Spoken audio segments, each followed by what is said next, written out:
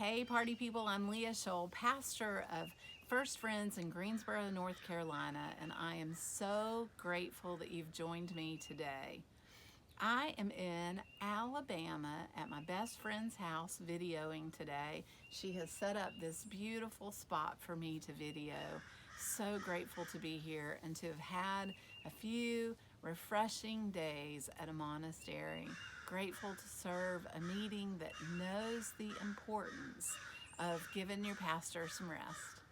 So today we're talking about forgiveness. So be strong and courageous. Do not be afraid, for the Lord your God is with you wherever you go.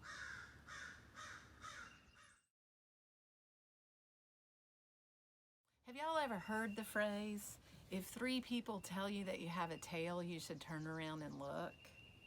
After a few years at my last pastorate, 3 folks told me that I had a tail. The first was a clergy coach. The second, kind of unwittingly, was a church member. And the third, a friend I consider to be my pastor. Each of them said in their own way that I seemed burdened, angry, and in the words of the pastor, not as much fun as I used to be. So I looked at my tail.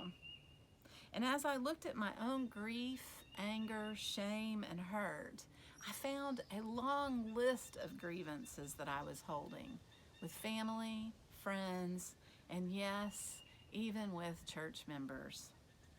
I had not used my forgiveness muscle in a long time, so I went looking for help to relearn how to forgive.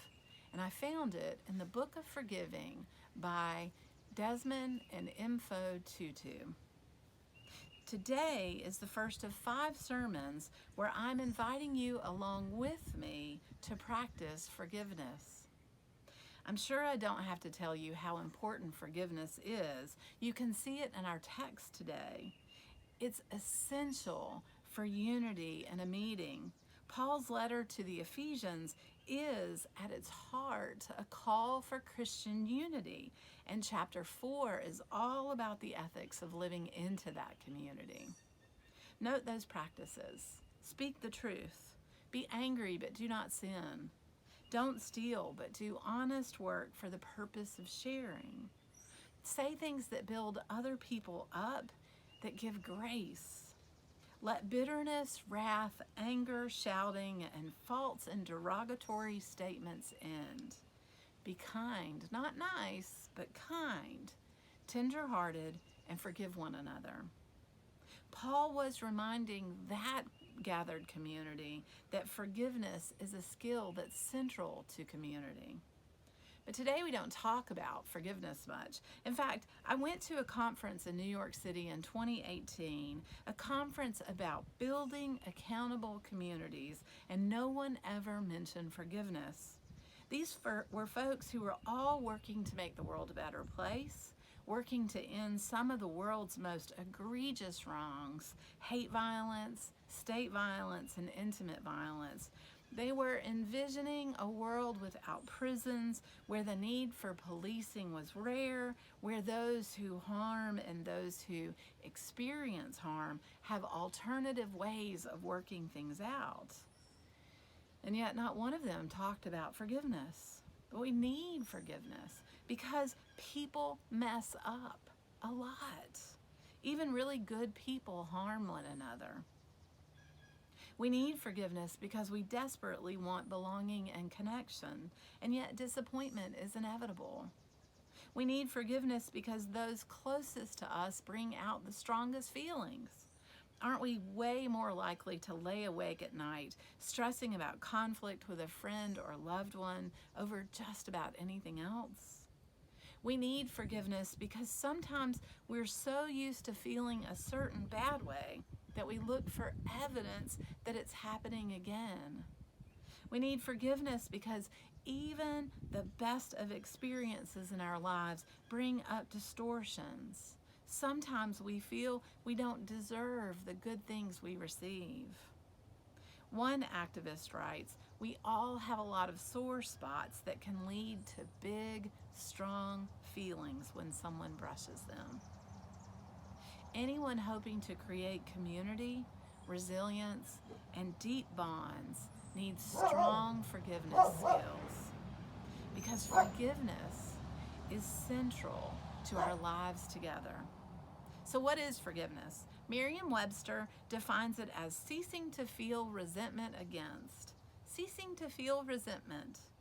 Resentment in our lives is like cancer, eating away at our calm, our sense of self, our own ability to self-determine. According to Anne Lamott, refusing to forgive is like drinking rat poison and waiting for the rat to die. Forgiveness is an invitation to find healing and peace. Desmond Tutu says, in my native language Xhosa, one asks forgiveness by saying, Indiseli uxolo, I ask for peace. Forgiveness is not easy. It requires hard work and consistent willingness. Forgiveness is not weakness. It requires courage and strength. Forgiveness does not subvert justice. It creates space for justice to be enacted with a purity of purpose that does not include revenge. Forgiveness is not forgetting. It requires a fearless remembering of hurts. And forgiveness is not quick. It can take several journeys through the cycles of remembering our grief before one can forgive and truly forget and be free. Forgiveness is a practice. It's like a muscle that gets better with use. So let me ask you, is there forgiveness work that you need to do? Are you angry at a person? Do you constantly rehash what they said or did? Are you even avoiding them? Then you might have some forgiving to do. Are you angry or grieving about a situation, a job loss, a death, a financial setback?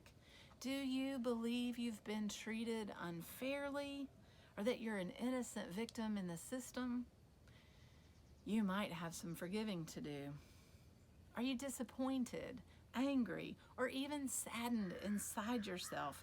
Do you notice yourself hanging onto grief longer than you thought possible or necessary? Do you feel like you have failed, whether a person or a situation? You might have some forgiving to do. Do you find yourself blocked in talking with God, avoiding prayer or communion with God? Do you find yourself being bitter or have others notice it, like me? Do you find yourself having a lack of compassion for others? You might have some forgiving to do. You may even need to forgive God. There was a time when I didn't think that was necessary or even possible, but I have found that it is. In their book, Desmond Tutu and his daughter Info challenged the reader to do a little exercise, which I did, and I hope you will too. They suggest that you grab a rock, sort of like this, but maybe one that's as big as your hand, and carry it in your non-dominant hand for 6 hours. They say harboring resentment is like carrying a rock around in your non-dominant hand.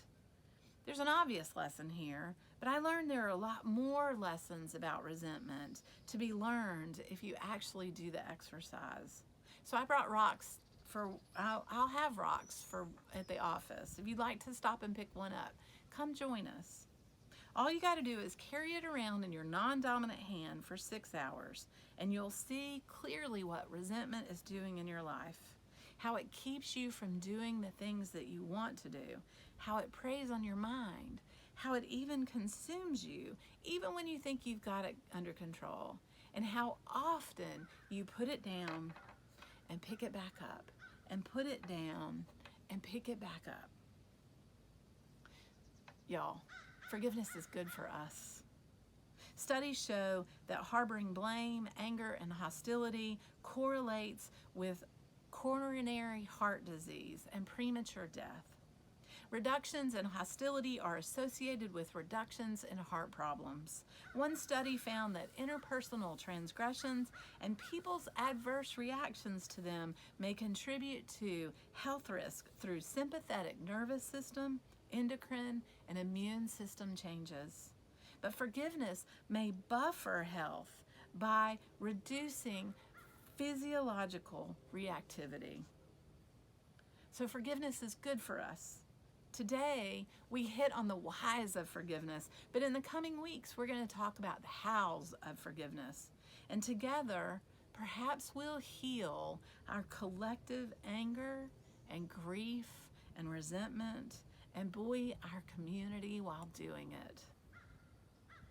Anne Lamott says, forgiveness is giving up all hope of having had a better past. And forgiveness clears a path for a different future. In other words, forgiveness is an act of hope. Will you forgive with me through these weeks? I'm leaving the stones at the office for you to come and pick one up. And if you can't come pick one up, just holler at me and I'll send you one in the mail. Or you can pick one outside. I love you and I love being your pastor.